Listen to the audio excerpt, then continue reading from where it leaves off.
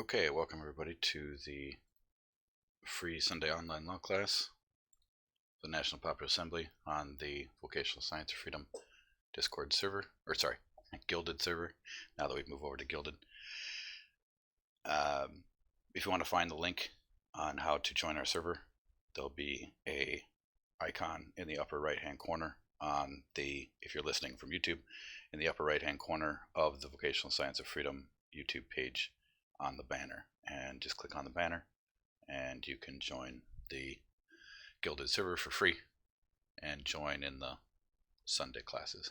And tonight we'll be going over grand jury information once again, and the document that we'll be covering is Primer on the Grand Jury, Common Law, Natural Law, and Equity by Richard Walbaum. And to find the document, you can locate it under the National Popular Assembly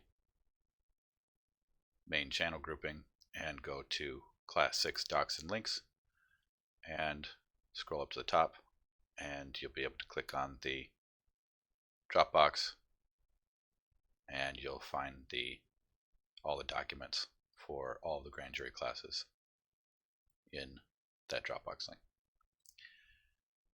So, let's everybody open up that document, and I'll take a quick read, and we'll run down in the table of contents here. So, table of contents: what is a common law grand jury? Authority to impanel common law grand jury. Sovereignty of the people. Powers of a grand jury. Oath of grand jurors. Duty of the grand jury. A trial, jury, and jury nullification. What's the common law? What is the statute? How is the common law determined? What is a crime? Crimes mala and c and mala prohibitia,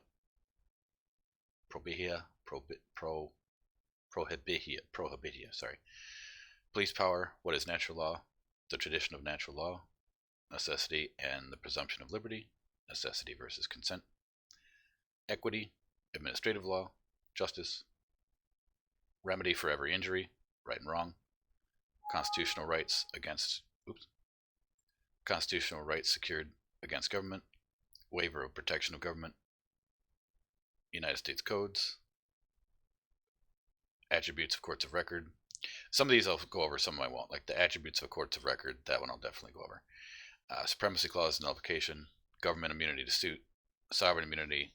Legal theory of state sovereign immunity. Judicial immunity. Municipal immunity. And I'll get into when and why the government is immune and when it is not. When the government acts in commerce, they are not immune. Okay. So anyway, that's just a side note. Income taxation, suggested reading, and then the appendix. So let's get into reading here. So what is a common law grand jury? The common law grand jury is an investigative body that can accuse anyone of a crime, including government servants. The purpose of the grand jury is to protect and watch over the public morals, health, safety, peace, and general welfare, and comfort the country. It is found in the Fifth Amendment of the U.S. Constitution, which states, "No person shall be held to answer for a capital otherwise infamous crime, unless on a presentment or indictment of a grand jury." The grand jury is also the watchdog of a community. E.g., it can even report on the condition of the roads, which is something that we've gone over before when there was a grand jury investigative report, because grand juries can create reports. Now, in some states, it's interesting because in some states they have two separate grand juries running at the same time. They'll have what's called a civil grand jury, where they're running the Roman civil law system of their corporate municipalities, like the county and the cities and whatnot, and the roads, and they'll go over the budgets. They'll look through the budgets of an entire county, which includes the budget for the district attorney and the road budget, and they'll determine what needs to be looked at and if more money needs to be placed in certain situations. And these civil grand juries, if you will, their books get passed on to the next civil grand jury, and so on and so forth. And I think they sit for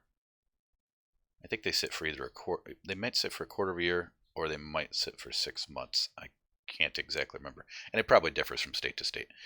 And then they have a criminal grand jury, which just deals with indictments and people causing harm. So I know California operates like that, and I know a few other states do. I'm not exactly sure every state that does, but I know it's more than just California.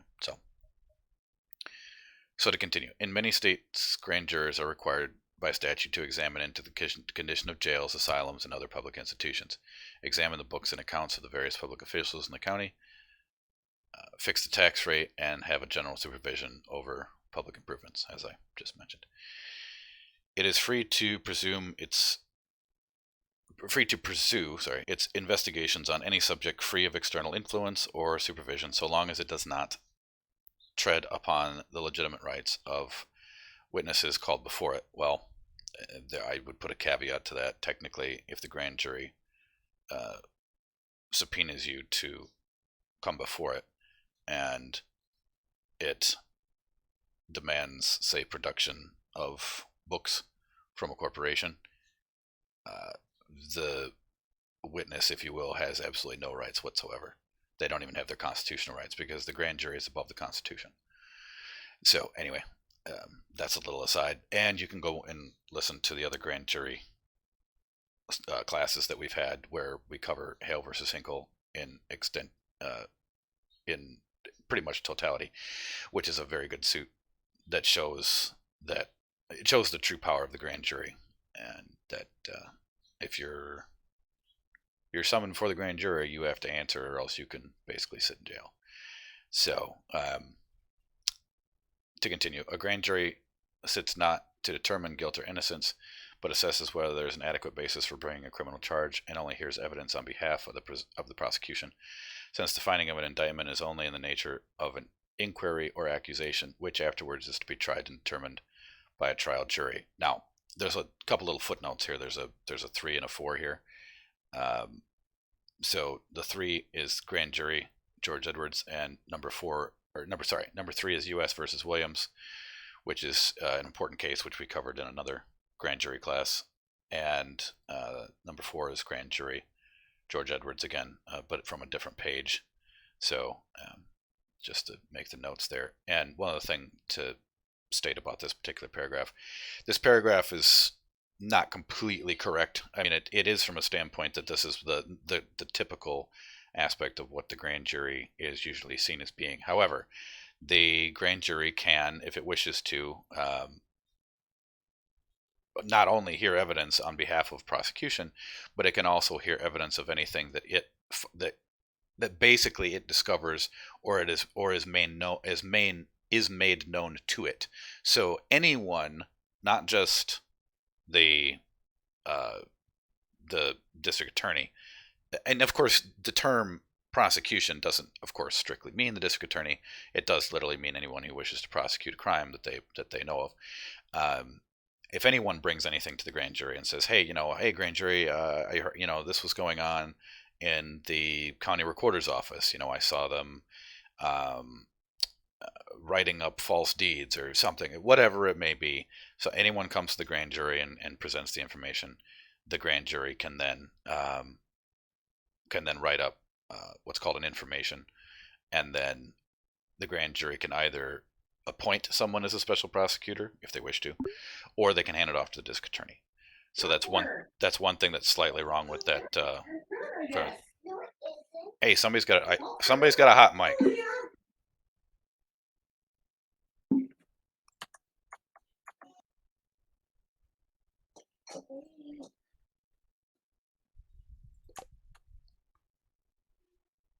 Hey, somebody's got a hot mic.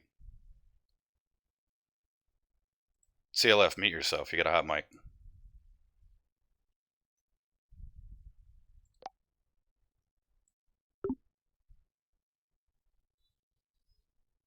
Okay.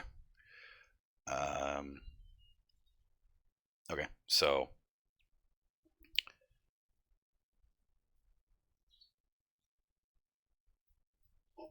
I don't know if I can mute everybody completely or not.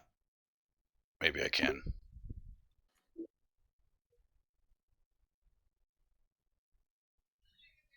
Okay, well, it sounds like it's done. Oh, all right. Well, there's still. Can you guys still hear? Can you guys still hear anything or no?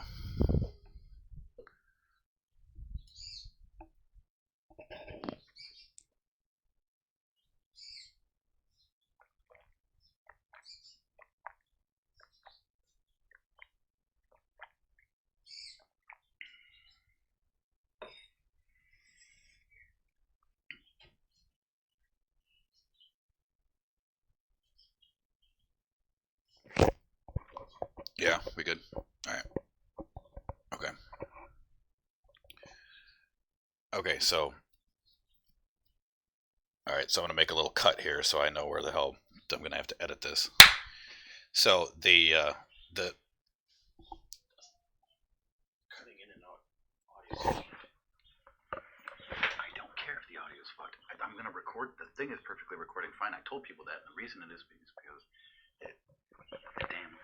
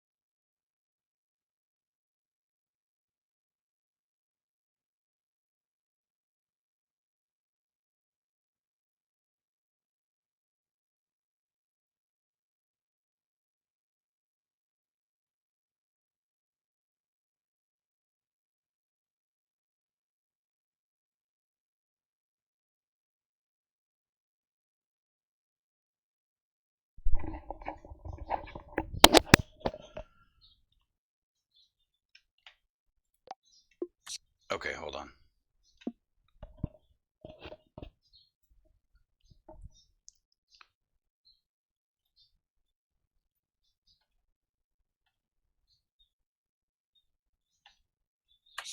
Came in fine that time.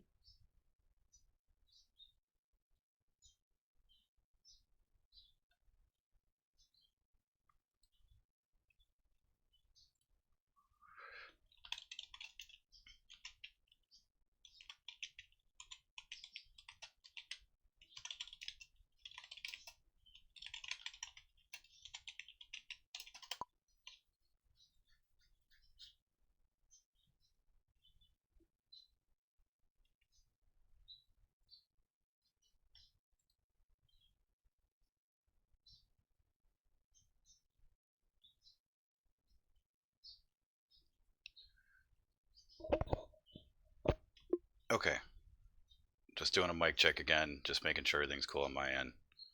I'll just do a little quick reset and restart, and we'll go obviously past 8 o'clock now that we had this little technical glitch.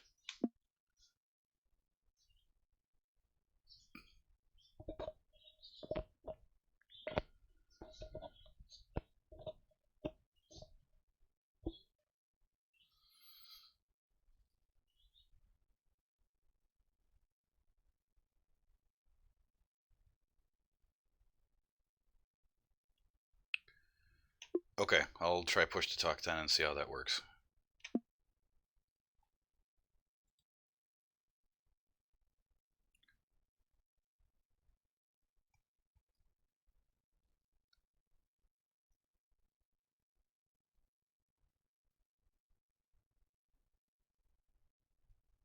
Okay, so I'll restart here.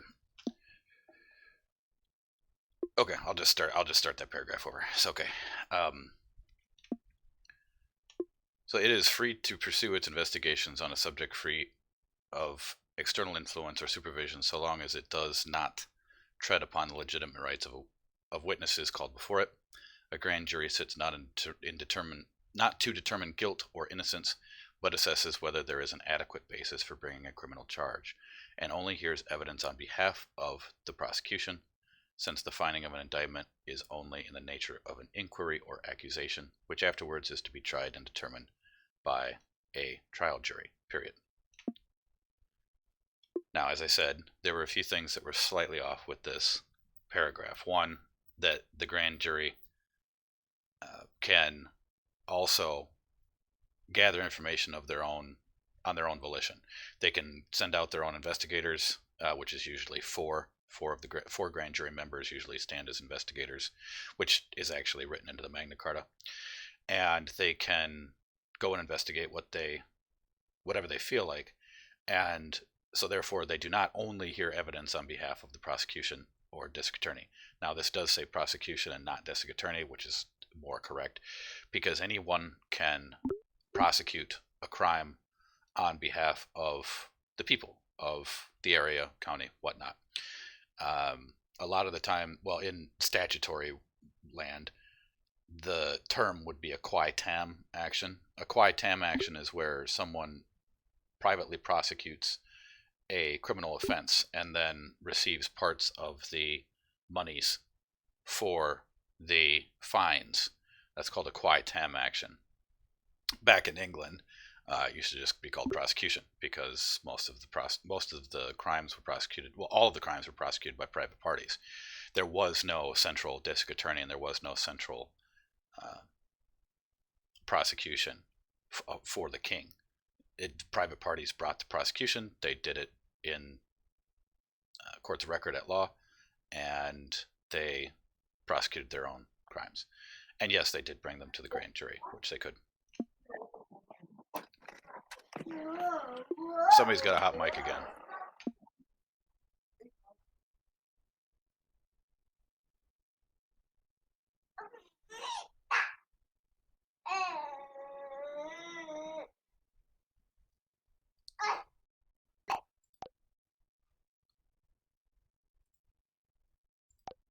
Okay, I'm just going to mute everybody.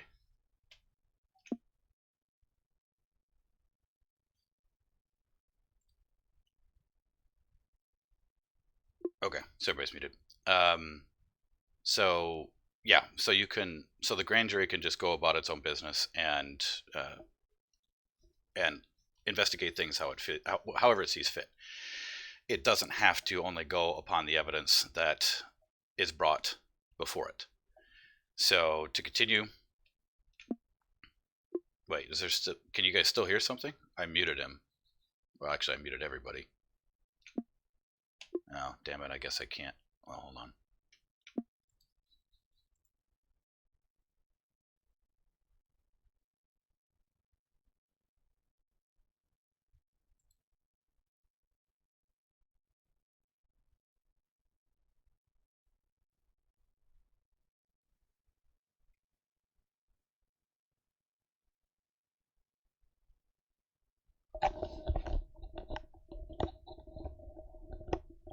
Okay, hold on.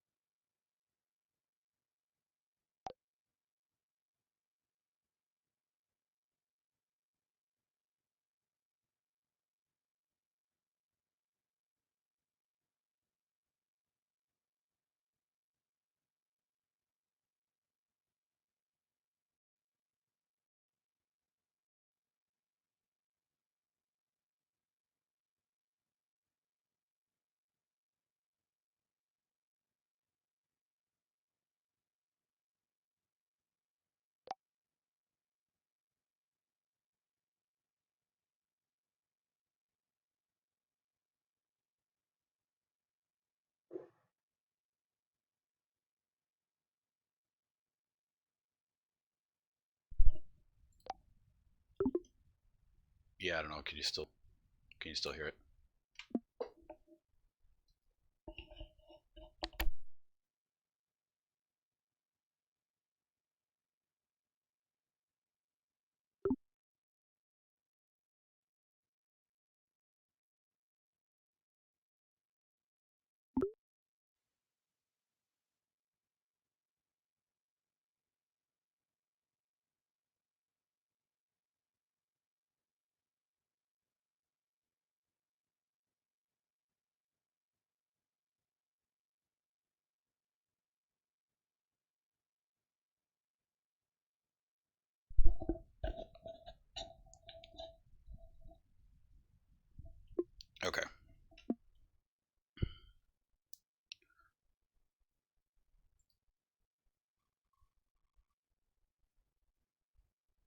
Yeah, seems to be when everybody comes into class, everybody needs to mute out every time. Okay, so then we don't have these issues. Just mute yourself out. I don't care if you're on push to talk. Just mute your mic.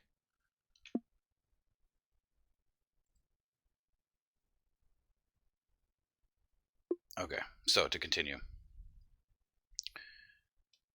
the grand jury can investigate crimes on its own volition. It doesn't have to be brought before it. It doesn't have to be brought by anybody special. It doesn't have to be brought by the district attorney.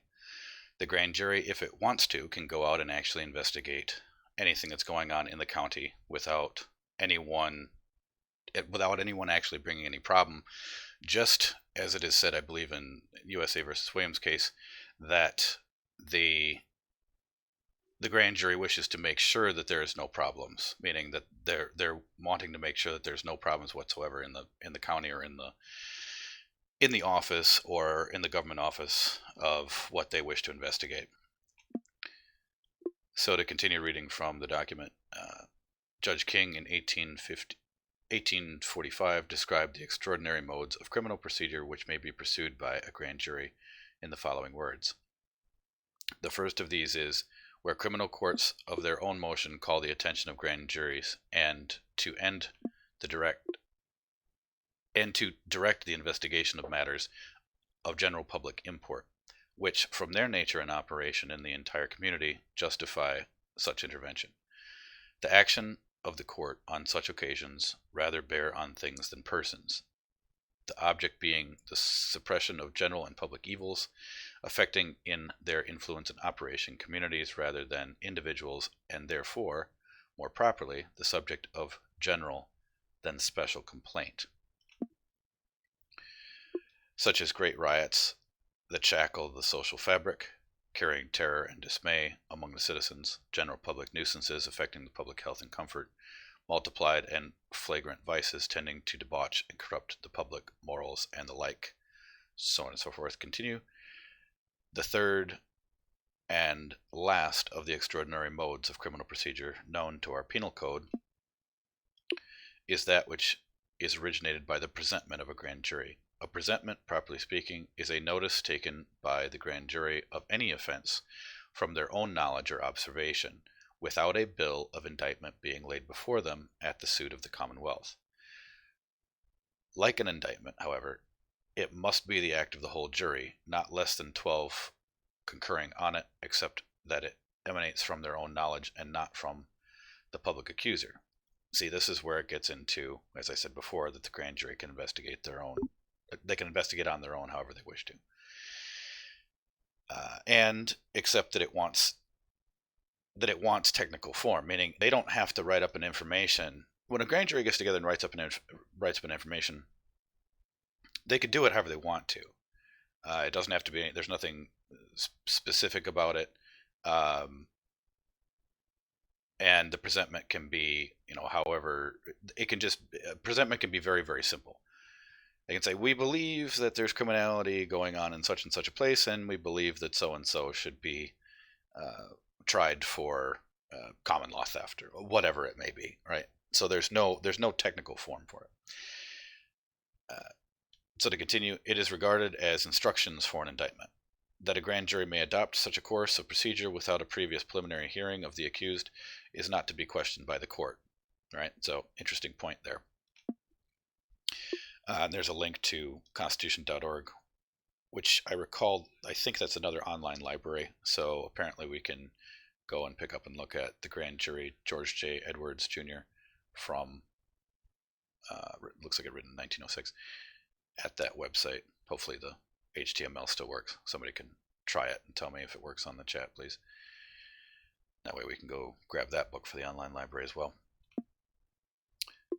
So you see here that it explains that a presentment is what the grand jury can do on their own knowledge.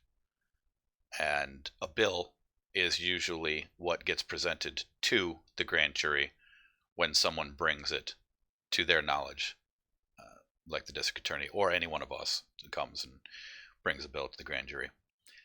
We can get into the 9 parts of a bill inequity and the 7 parts of a declaration at law in another course. And actually, I think we do cover it. That was one of the courses, or one of the things that I covered last year when we first started to do these free classes on Sunday before they shut down Discord.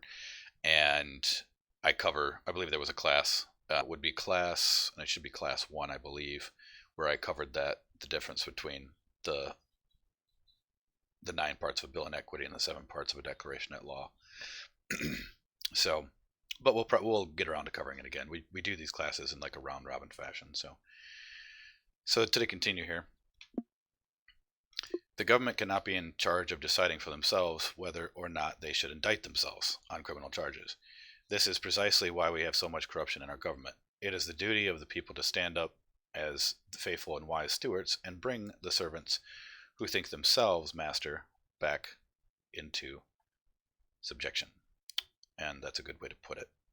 Because if every single county had its own grand jury, meaning not controlled by a statutory grand jury, meaning that there's actually 25 members of the peerage doing what they need to do in the county, and they inform the district attorney and everybody else, and particularly the sheriff, and say, look, we are a grand jury, we are forming on our own volition, we have the right to do this, and perhaps give them, the USA versus Williams suit and the holdings from the Supreme Court to basically tell them, look, we have the right to do this and we're going to do it. And if you get in our way, you're going to be the first one that we indict. If people would do this and they would get it going in their proper counties, it doesn't take that hard. It's not that difficult to go and find 25 people that wish to be free. Okay. And then make sure that those people understand that they are sovereign. And I would suggest that they get their status doc set done, the vocational science of freedom status docs done, so that there's absolutely no question that you're not an infant. There's absolutely no question that you've come of full age, that you've claimed your own estate, and that there's absolutely no question by any of the quote-unquote government or filthy attorneys that would try to administer any of the 25, under the presumption that you're an infant, or that you guys are citizens of the United States or something of that ilk.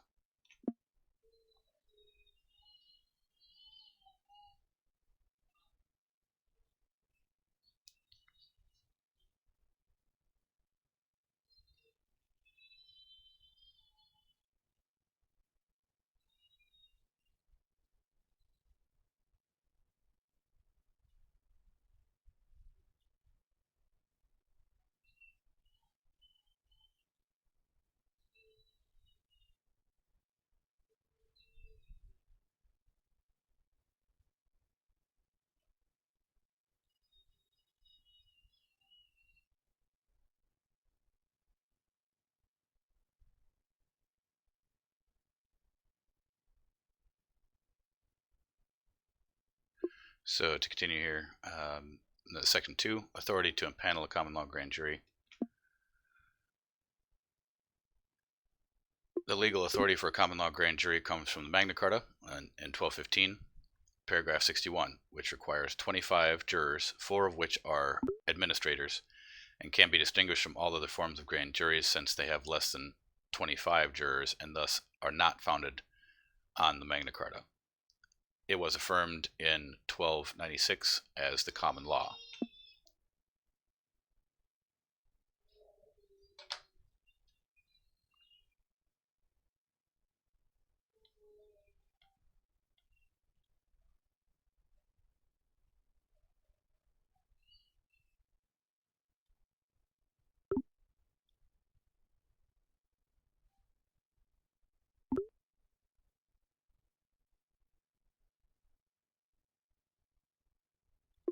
The Magna Carta provides that the barons may elect at their pleasure 25 barons from the realm, who will observe and cause to be observed the peace and privileges granted by the king by this charter.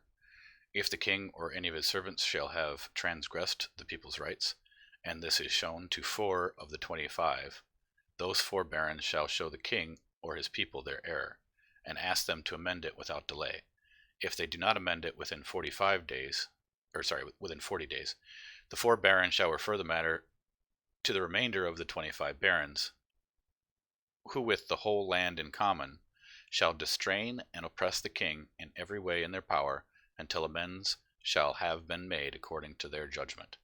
Moreover, if those 25 disagree among themselves or are unwilling or unable to be present, the majority of those present shall decide what is binding and valid, just as if all the 25 had consented to it. Now, that's because the Magna Carta is written in that way. That's why, in a sense, if you have 13 people say yes to something and the other, the rest of the 25 are not there, it's considered a quorum, and as long as they all agree, then you can get this done. Now, of course, it's always better to have the full 25, but and a few other things about this particular paragraph.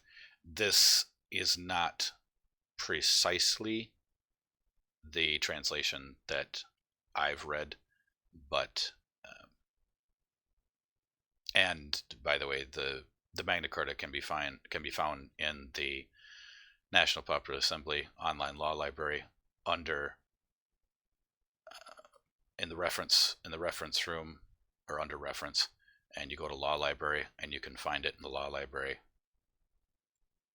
to be able to read the whole entire Magna Carta, which I suggest everybody do at least once in their lifetime. So, and notice it says here, shall distrain and oppress the king in every way in their power until amends have been made according to their judgment. Okay, so we have no king anymore. So when we go and distrain and oppress, who are we going to be distraining and oppressing? That's right, it's going to be the government. And it's going to be all of these filthy corporations that are actually pretending to be government. So it's going to be the county of Winnebago, or the county of King, or the county of whatever, right? In their corporatocracy, you can literally force the county to do whatever you want them to do, because they're a corporation. They're actually below any aspect of what we would have to be an actual proper government at the moment, which we don't have. We have a corporate government. Or whether that be the state, whether it be the state of Illinois in all capital letters, which is a corporation, or the state of Wisconsin in all capital letters, which is a corporation, or whether that be the city of New York in all capital letters as a corporation. Doesn't matter.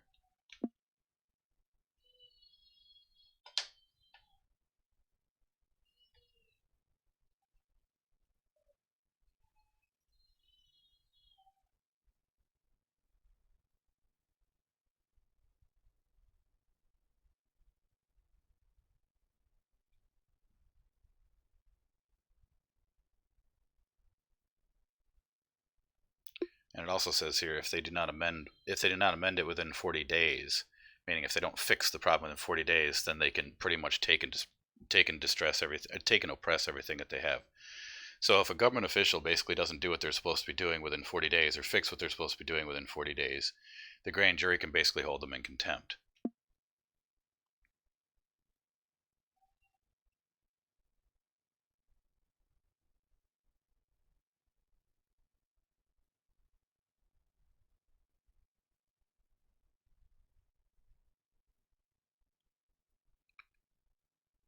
So to continue, the common law grand jury is an independent and government-like.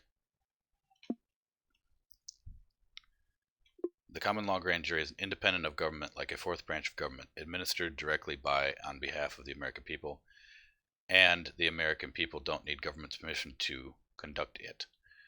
It is discussed in the case of United States versus Williams in the section Functioning of the Grand Jury, which, of course, we covered in a previous class. In reality, there is only one grand jury within a state. Now that I don't agree with. There's a grand jury for each county. You can have a state grand jury, that's fine, which would deal with matters of the entire state. So if you're dealing with state government, whoever, like if you want to investigate what the governor's doing, that would be a state grand jury. So you can pull people from any county in the state in order to do that. But when it comes to county matters, you want the people of the county to be lawfully domiciled in the county of which they're convening a grand jury in. So when the administrators of each county come together on an issue, they can use the seal of each county on a presentment document, which can produce extraordinary results. Well, what you should be doing when you get the 25 together is that after you have your 25, what you should do is either have the foreman prosecute. So your foreman should be someone who knows the common law, understands how to write up a declaration at law, the 7 parts of a declaration at law, and simply then prosecute on in a court of record according to the indictment. So section 3 here, sovereignty of the people. Definition of citizen: one of the sovereign people, a constituent member of the sovereignty, synonymous with the people. Okay, that's Bouvier's Law Dictionary. Definition of sovereignty: abstractly, sovereignty resides in the body of the nation and belongs to the people, but these powers are generally exercised by delegation. Strictly speaking, in our republican forms of government, the absolute sovereignty of the nation is in the people of the nation, and the residuary sovereignty of each state, not granted to any of its public functionaries, is in the people of the state. So again, that's Bouvier's Law Dictionary. There are other cases which I think frame our sovereignty much better than those 2 definitions from Bouvier's.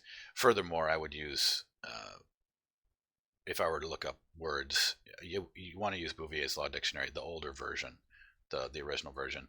The 1914 one's okay, but the older versions have a much better understanding of common law in them, and they read much better as well. But so anyway, to continue here, the definition of republic: we may define a republic to be, or at least may bestow that name on, a government which derives all of its powers directly or indirectly from the great body of the people, and is administered by persons holding their offices during pleasure, meaning the pleasure of the people, for a limited period, or during good behavior. It is essential to such a government that it be derived from that great body of the society, not from an inconsiderable portion or a favored class of it.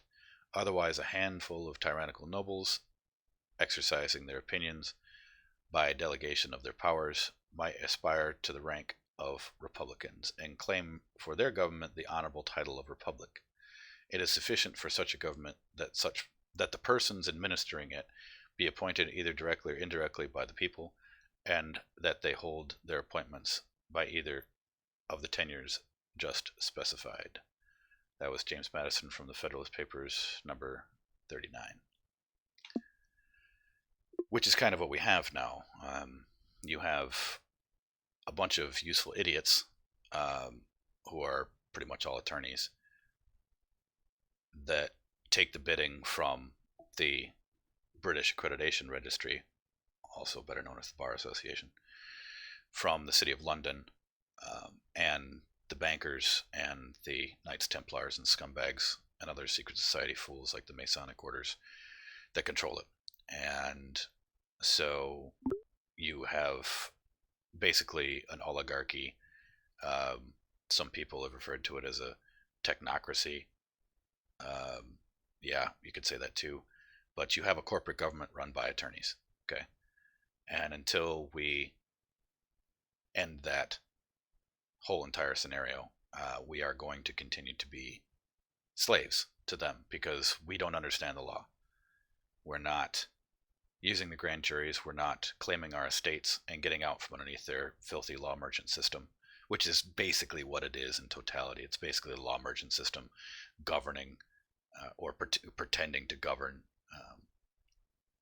a nation by corporations. It's basically what it is. So, but anyway, to continue, we'll skip down here. These are just some of the, I'm not going to read all these, but these are some of the preambles that all mention people and some random samplings of the constitutions. Like I said, I'm not going to read all these, but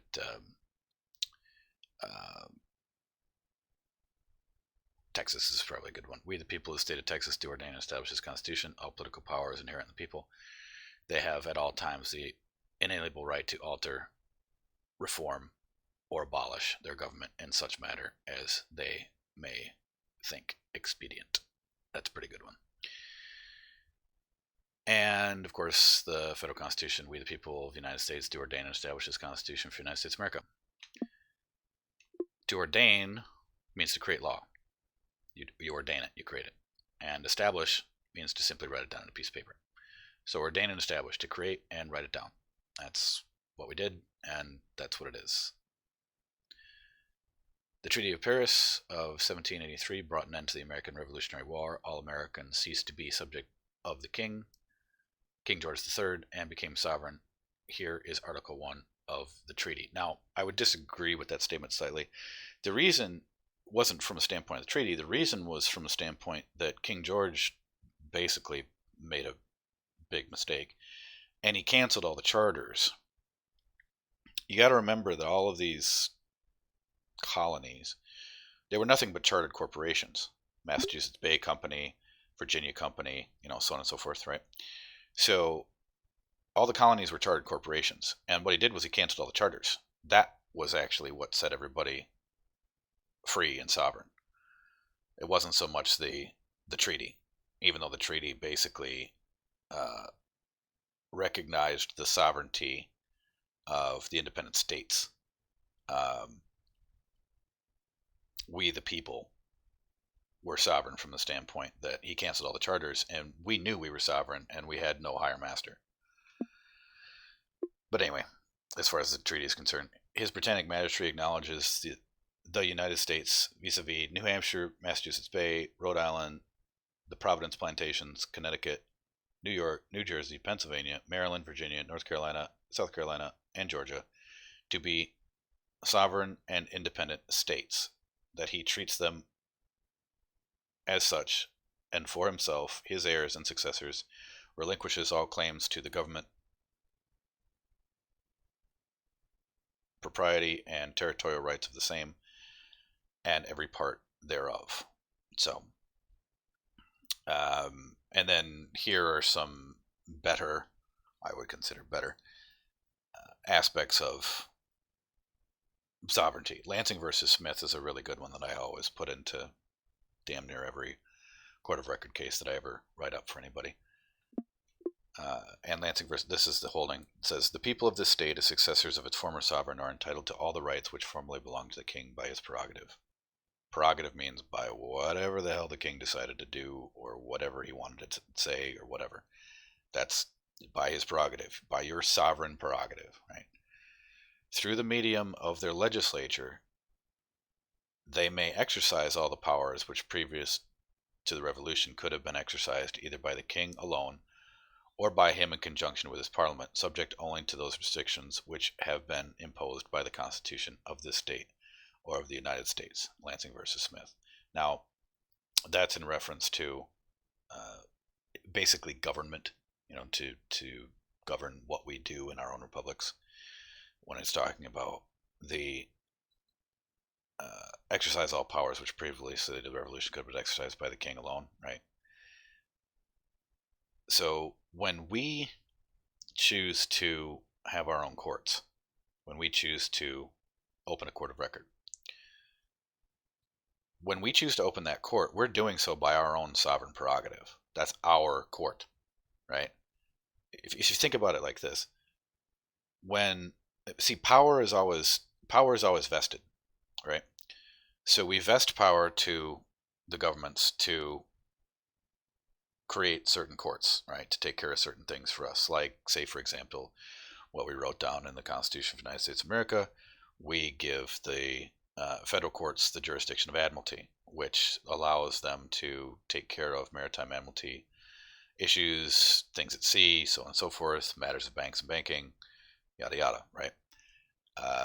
We also vested power to the federal government. Well, the states actually vested power to the federal government to prosecute certain crimes, and there's only 4 crimes which the feds can prosecute. This is not known to most people, but it's law of nations, piracy, treason, and counterfeiting. So the feds are not supposed to be and have absolutely no jurisdiction whatsoever to indict or to try someone for murder. Doesn't exist. I won't get into all the details right now as to why they think they can do this, but short answer is this. What they're doing is they're administering infants. They're administering the estates of infants. And when they do that, all they're doing is basically telling the infant in the sandbox, hey, you shouldn't, slash another infant's throat. That's pretty much what they're getting at. So anyway, the feds technically only have 4 crimes of which they're able to prosecute, and everything else is on the state side. So meaning everything else falls into the grand jury of what we should be taking care of. Okay. So to continue reading, a consequence of this prerogative is the legal ubiquity of the king. His majesty in the eye of the law is always present in all his courts. I'm just going to pause there. Same thing with us. When you open a court of record, you're present in that court. You are always the tribunal in it, and you always have the final say. Just to put that in there so you understand. Though he cannot personally distribute justice. Well, you can in your own court of record. His judges are the mirror by which the king's image is reflected. Also interesting point. That's where you get into chancery and the understanding of where chancery court came from. But the creation of chancery court, the creation of maritime admiralty, and where these jurisdictions came from and when, I will completely cover in the all-day law class on November 22nd, next Sunday. So everybody should sign up for that class because I'm going to be going over my entire timeline, everything, which connects all the dots as to where all these jurisdictions came from, how they evolved, and the nefarious things that the attorneys are now doing with them. But so to continue, it is the regal office and not the royal person that is always present in court, always ready to undertake prosecutions or pronounce judgment for the benefit and protection of the subject. That's Blackstone's Commentaries. Another book, very important, that everybody should read from start to finish. And if you do not understand a vocabulary word or word that you come across in Blackstone's Commentaries, make sure that you go to and look up on the free online library. I have Bouvier's Law Dictionary, the older version, and that's the version that you want to look up for your definitions. So whenever you're reading Blackstone's, it doesn't really matter how long it takes you. I mean, it took me quite a long time the first time I ever read it because it was one of the first books that I ever read when I started to learn law. And when you read a subject that you're not familiar with the vocabulary words, it's really difficult to read the book itself. And so what you want to do, and I know this is painful, and it was certainly painful for me, but when you read through it the first time, basically what you're doing is you're just learning the words. It's not like you're even actually reading the book. And then after you learn all the words of what the vocabulary is, then go ahead and read it straight through again. But go ahead and read it as if you try to trick your mind. Actually, it's a kind of an interesting practice. If you trick your mind into believing that you understand every single word that's there, and just go ahead and read straight through it the second time. The first time you do actually want to look up all the words, and the second time you read straight through it, and you'll get a different feeling of it. Then you want to bounce back to looking up any words which you might question again, and you do this little back and forth exercise until you completely fully understand everything in the book. And it's a really good way to do it. It's something that someone else taught me, a very old woman who used to teach in a one-room schoolhouse. It taught me how to do that, and so it's a really good way to get your mind wrapped around a new subject. So that's a little lesson in how to learn law. But so anyway, to continue here, back to the primer.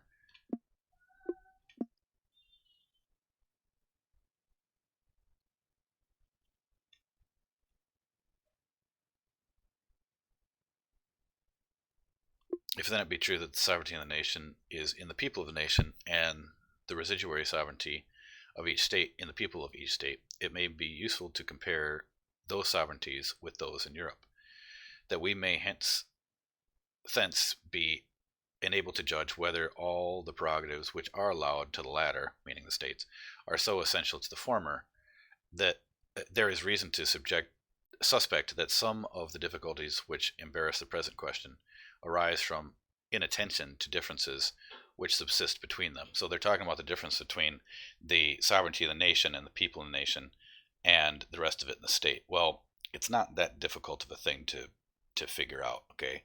This is what happened, the very simplest breakdown.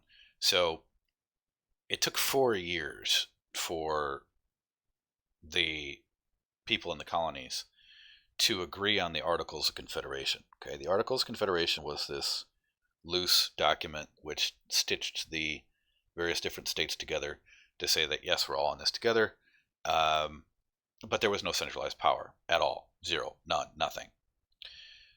So there was this little flash rebellion that happened called Shays' Rebellion,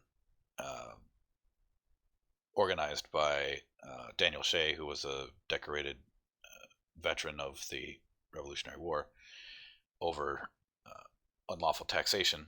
And Washington himself, along with a bunch of his troops, just basically went and quashed it, basically killed their countrymen. And they had all the right in the world to say no, to go to hell, we're not paying this tax. And so Shays' Rebellion happened, and so Washington and Hamilton, the agent of the filthy Khazarian mob, Hamilton, of the bankers, then basically pushed through the Constitution in like 6 or 7 months. You know, where it took 4 years to get the Articles of Confederation together, where there was no centralized power. And this, of course, was the problem of what Patrick Henry and Samuel Adams and other people said, this is a problem. You know, you guys are trying to centralize power. There was no need for that. And so people really need to go back and understand how the federal Constitution got set up. And they really also need to go back and understand the fact that the Articles of Confederation are still in full force and effect. Okay? And go read the Articles of Confederation. It is a very interesting document to read, and there is plenty of information in there about sovereignty. So I'll continue now. So I'm going to skip down to the rest of this talks about sovereignty and so on and so forth. I'll skip down to, and then it gets into some of the aspects of the freedoms. Okay, so let's skip down to section 4 here, powers of a grand jury. It's on page 8. Okay, powers of a grand jury. The following gives you an idea of the power of a grand jury. George Edwards, in his book The Grand Jury, 1906, said that the grand jury is an irresponsible body is admitted, and it is this want of responsibility which the opponents of the institution seize eagerly upon in their endeavor to show why the institution should be abolished. Well, fuck you and have a nice day. Okay? It means that there is no control over a grand jury whatsoever. And the filthy attorneys, the filthy bar association, have, from the very beginning, I mean, I would go so far as to say that the actions of the colonists in the grand juries during the colonial periods was a very determining factor as to the fact that the revolution actually took place.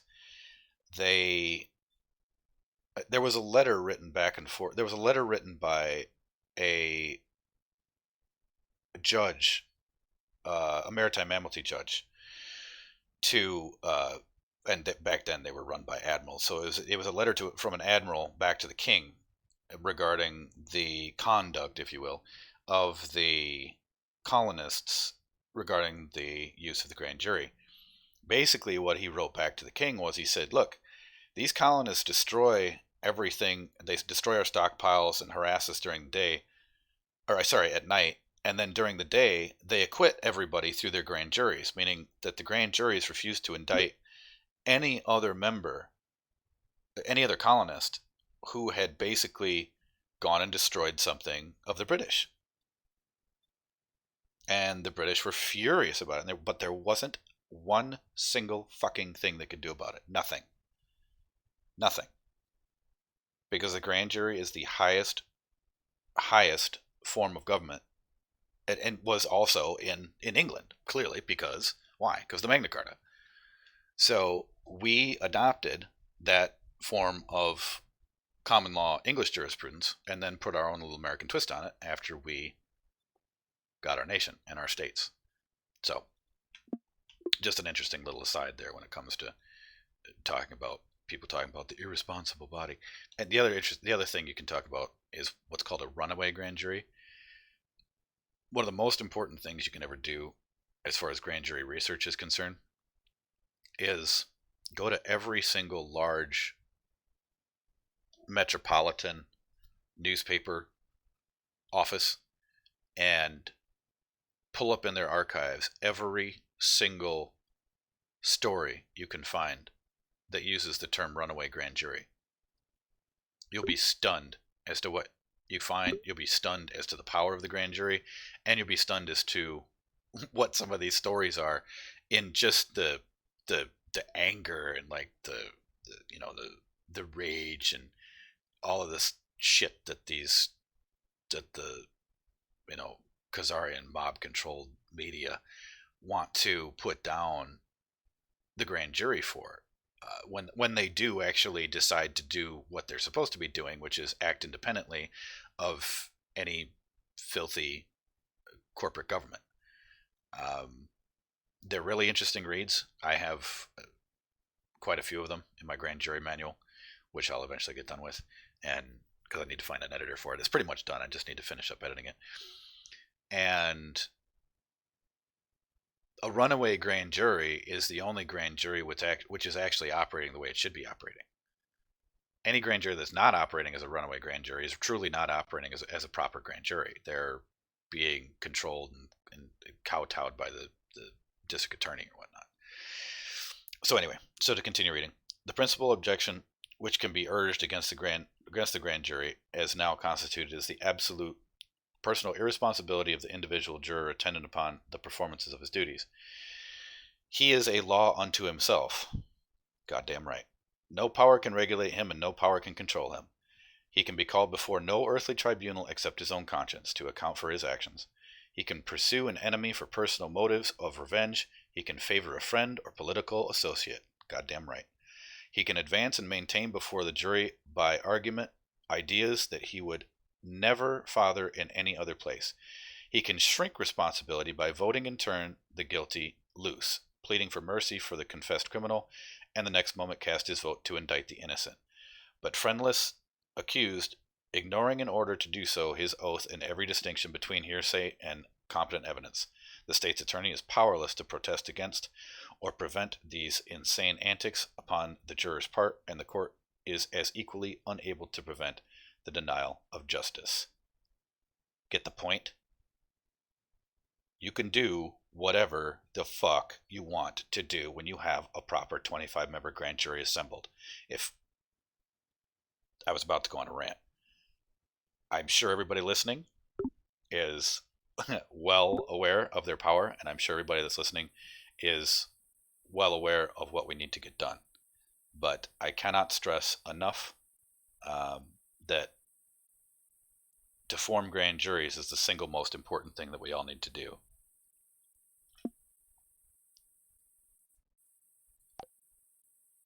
Does somebody have a hot mic? I'm hearing a little bit of feedback.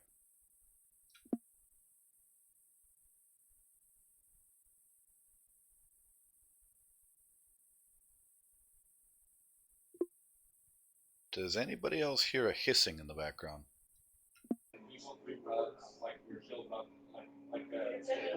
I don't, but I'm in a bar, so.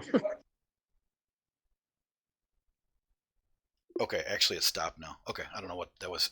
Maybe it was just a strange feedback that I was getting. Okay, so yeah, as far as the grand jury is concerned, I mean, this paragraph pretty much lays it out as far as the absolute, the fact that the grand jury is above all government. They can do whatever the hell they want to do, and that's the whole point. That's the point that everybody needs to understand when they're forming a grand jury, is that, yeah, we're not subject to what the district attorney wants to do or doesn't want to do.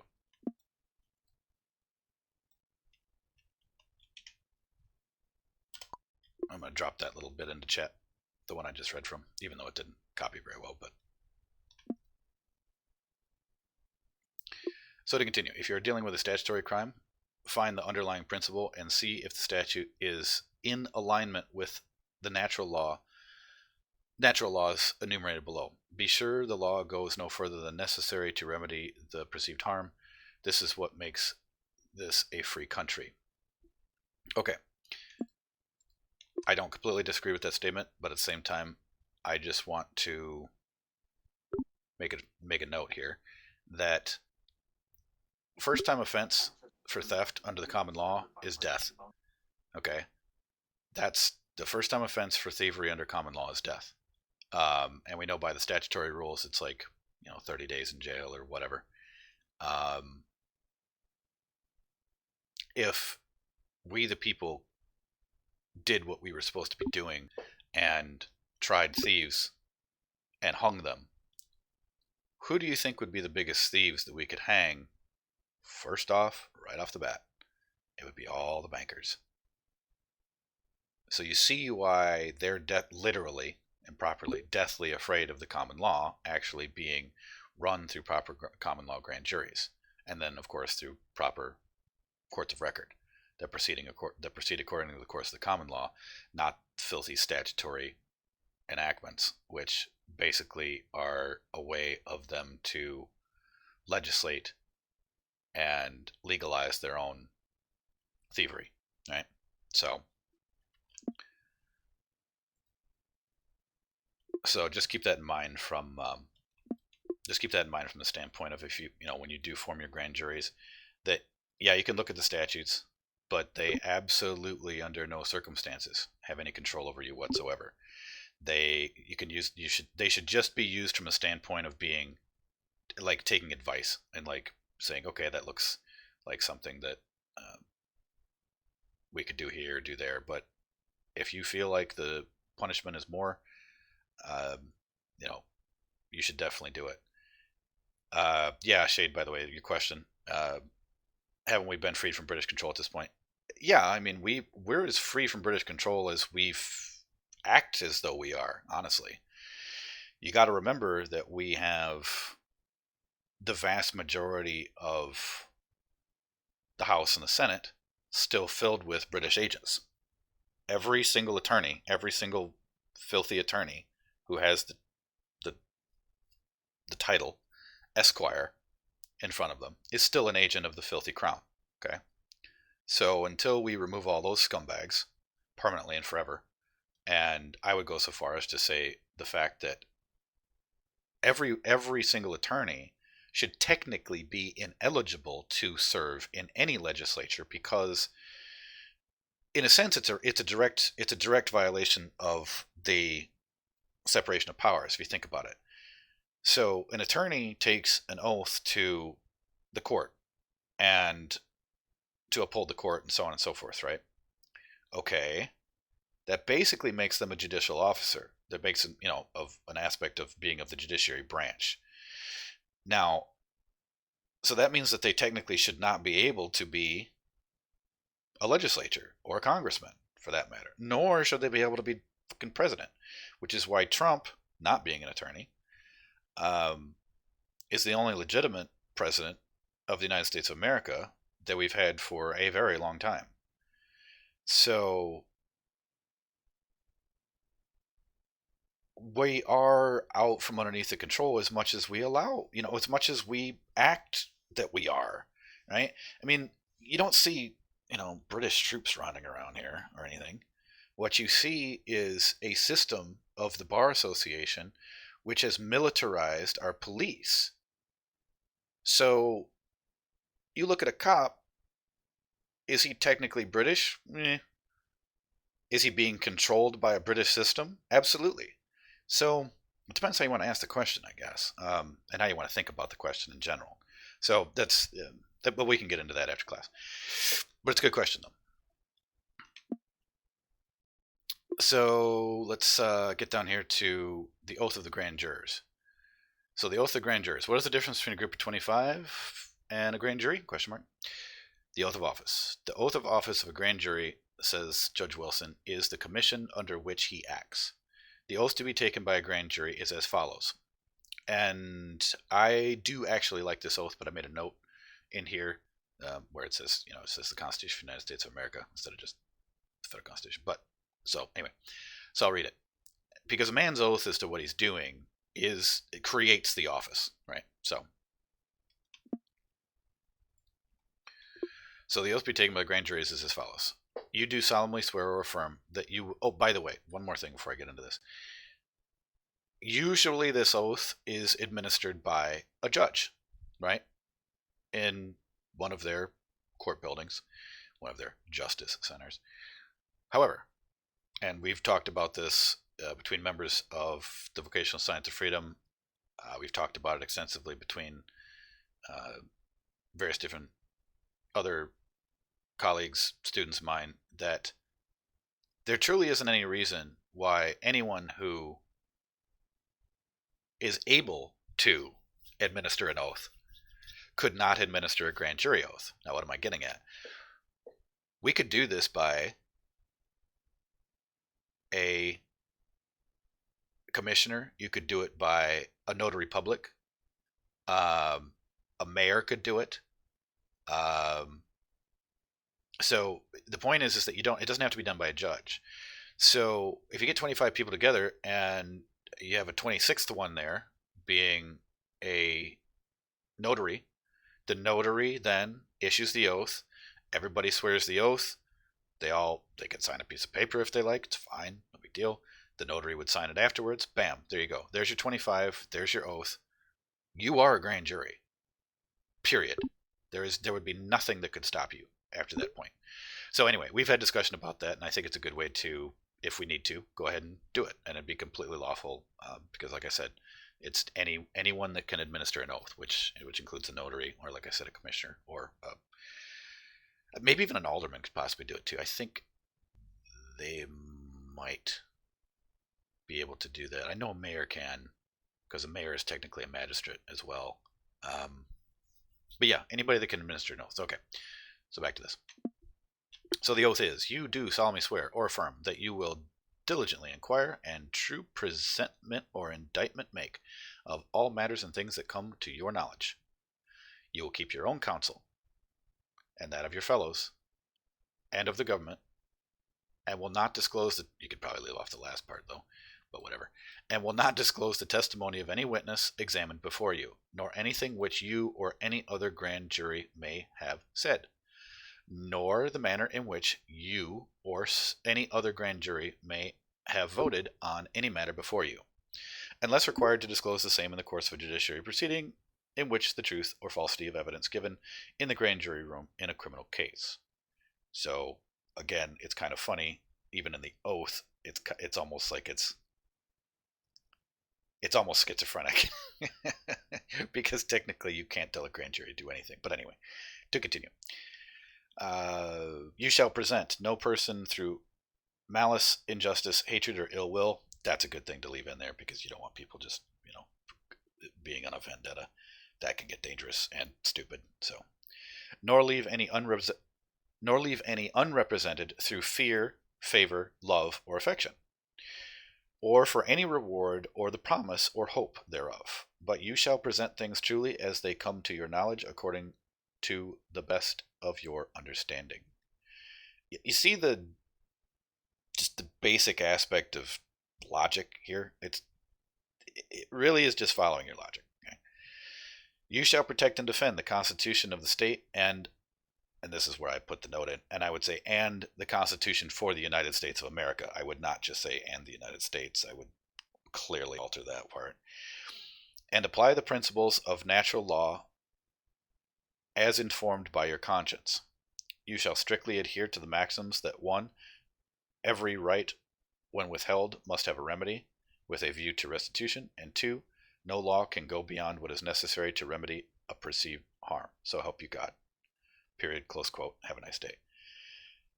Now that's a pretty good starting point of an oath.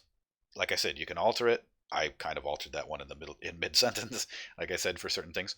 But you can set up your oath in that general sense, however basically you wish to do so. I think that's a good starting one, but you can add or subtract things to it if you wish. So then to continue, a grand juror asked what was meant by the words diligently inquire, to which Chief Justice McLean replied, the expression meant diligently to inquire into the circumstances of the charge, the credibility of the witness who support it, and from the whole to judge whether the person accused ought to be put upon his trial. For, he added, though it would be improper to determine the merits of the cause, it is incumbent upon the grand jury to satisfy their minds by a diligent inquiry that there is a probable ground for the accusation before they give it their authority and call upon the defendant to make a public defense. So, yes, you can do in a grand jury, you can inquire, do all the inquiries you need to do, and put together what you need to put together for investigation and do it yourself. And remember that you're then putting the defendant to make a public defense before a petite jury of 12.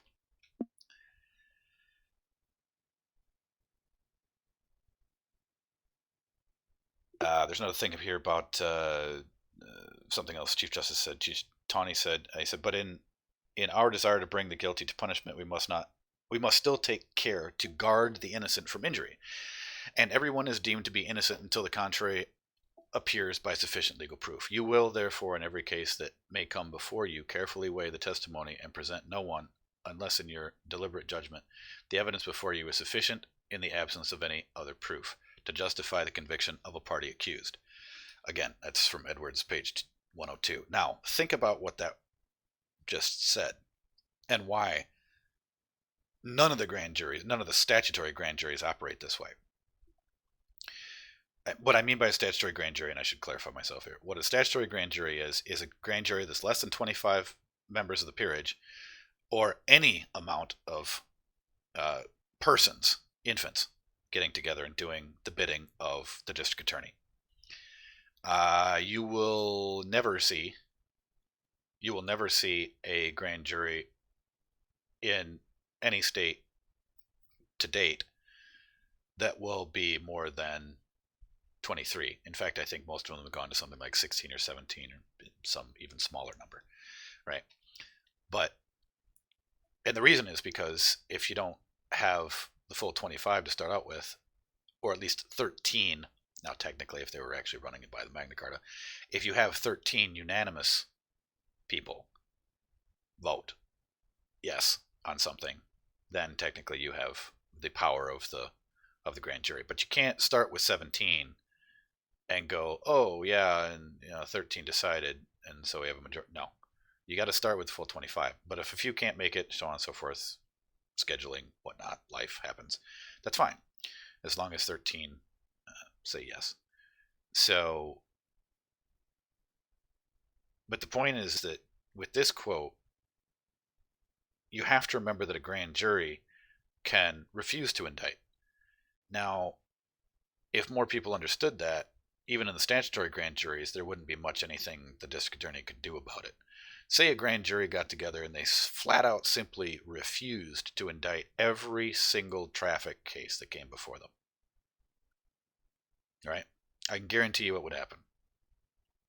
The district attorney would go bitch to the chief judge, and because the chief judge wouldn't be making any money that month in his 501c3 non-for-profit religious slush fund, which is how the judges keep all their retirement accounts, which we can get into in another day, but needless to say, that's what happens. And he would bitch and say, okay, well, all this grand jury is going to get thrown out and go pull another 16 or 12 or whatever the hell it is from the jury pool and create another grand jury, because they will not be bringing in commerce for the filthy private for-profit courts, which all have their own Dun & Bradstreet numbers. Okay, that's what would happen. So do not expect in any way, shape, or form to wander into some of these statutory grand juries and get anything done. Nothing will be done, and if you make a fuss about it, unless you got voted in as the foreman, there probably won't be anything you can do about it. And so that's why we need to form our own grand juries and just bypass this absolute filthy British stupidity once and for all.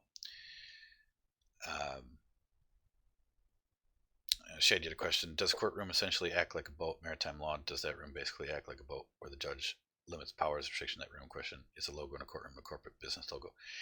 No, well, the courts technically have the proper seals of the county courts, but I have seen some of them change over the years, meaning I've seen the proper court seal being changed out for something that's not as formal and certainly looks much more like a corporate seal.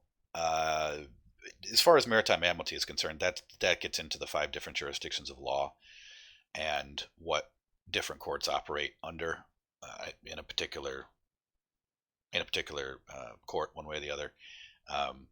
So, are they running maritime admiralty law in state courts? Yes, they are. Are they running maritime admiralty law in federal court? Yes, they are.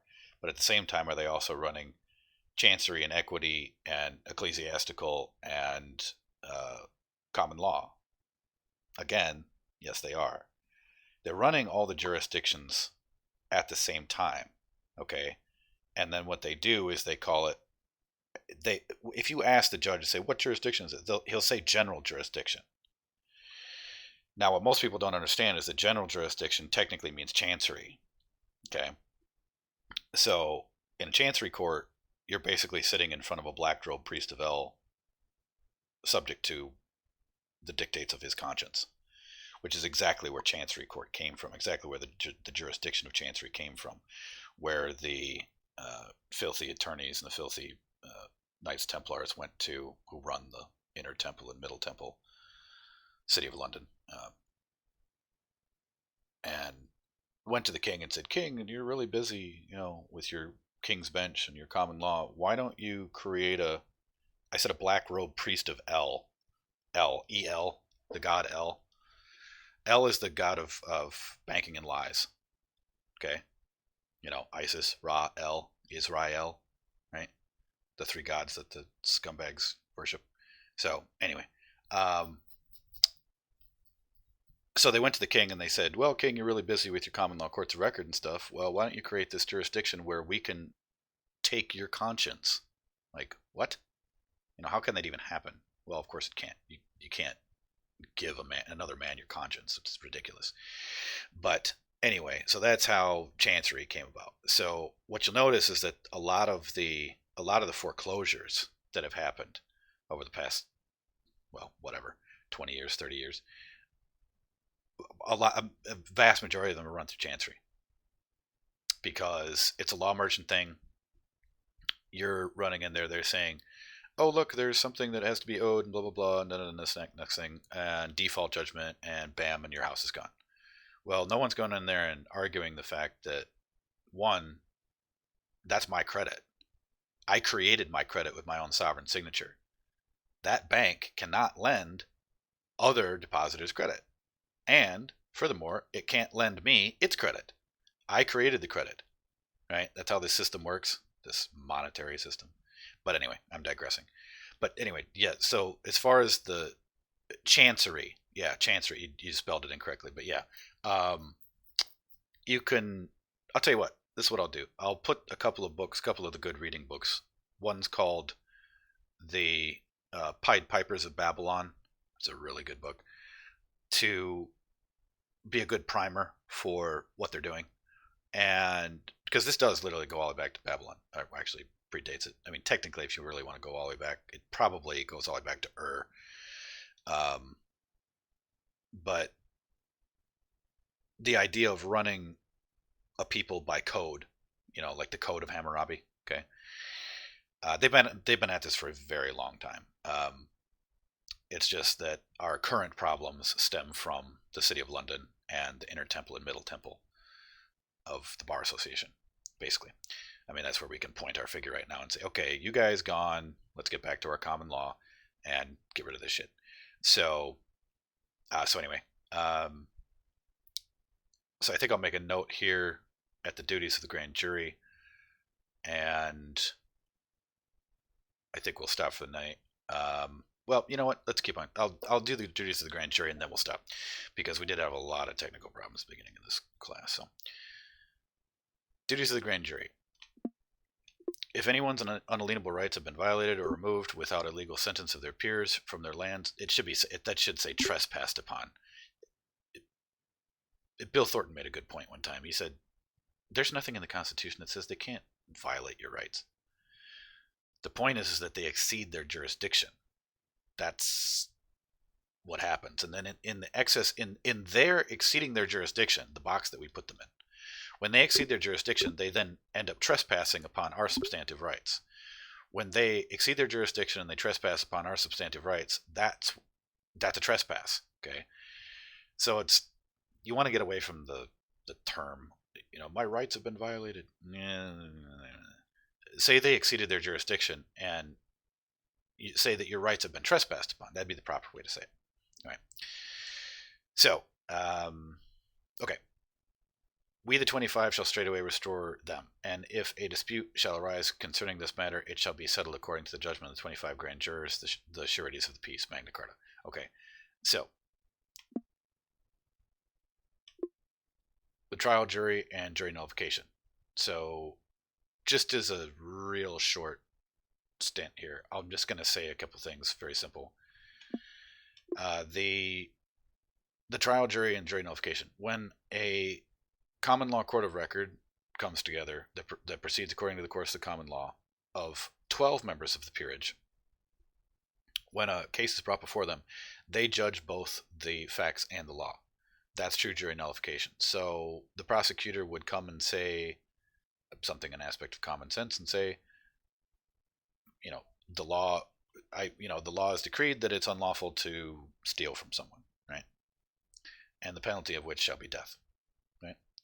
You could literally be that simplistic with it. And then the jury would say, well, now we're going to nullify the law. We don't think he should die, but we think he should spend life in prison, right? So they literally alter and nullify the law and then put down their judgment, based on that. So to read here, we have no doubt you will pay that respect which is due to the opinion of the court, for as on one hand it is presumed that juries are the best judges of facts, it is on the other hand presumable that the court are the best judges of law. Now notice this, the best judges, but still both objects are lawfully within your power of decision, right? Look at that date, 1794, right? We've gone a long way off of proper jury nullification, right?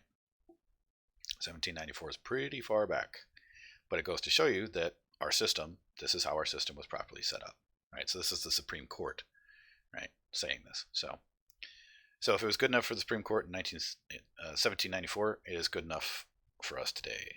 In U.S. versus Dougherty, the appellate court gave a comprehensive history of jury power. A portion is given here.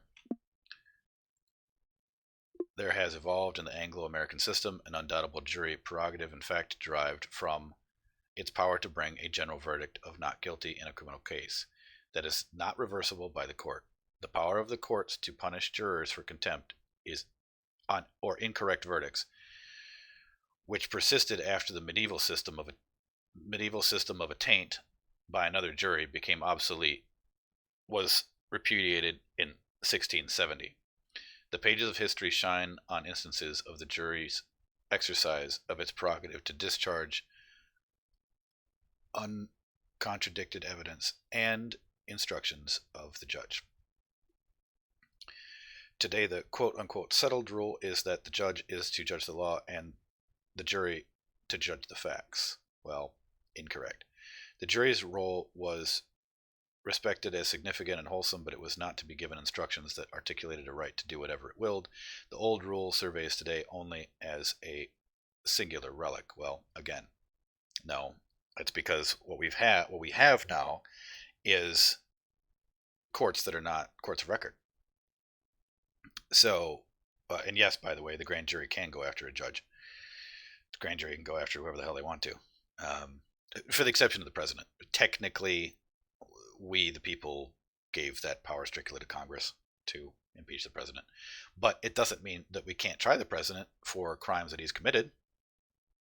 I mean, that was the whole goddamn reason that Nixon left office, because the grand jury was bringing indictment against him. And the grand jury was subpoenaing him and a whole bunch of other people. They weren't fucking around, right? So, yeah. Nobody's above the grand jury, period. So, when you see this instance about that they have the right to judge both the fact and the law, it's important. Now, I also want to make another note here. This is a little side thing that I just want to make a note here. It says, this paragraph, it says, which persisted after the medieval system of attaint by another jury became obsolete. Now, there is still a writ. It's called a writ of attaint, now the writ of attaint was actually used in colonial times, and we can still use it today. What it is that if any inferior court, now all of their filthy ass courts are all inferior, meaning they do not proceed according to the course of the common law. They don't have their own seal. They're not being run by they're being run by statutes, acts, ordinances, and codes and other filthy Roman civil law.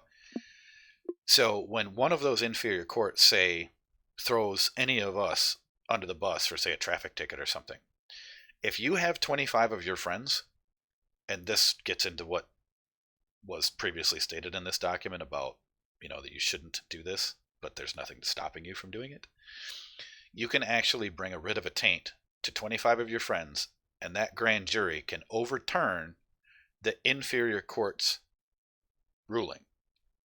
Retry the entire matter, whatever it was, in front of the entire grand jury, and then dispense justice as they see fit off that writ of attaint. There is evidence, I have it, the fact that writs of attaint were used in American jurisprudence. They haven't been used for a while, but that doesn't mean we can't revive them. And what that literally means is that we can get anyone out of prison that we want to, period.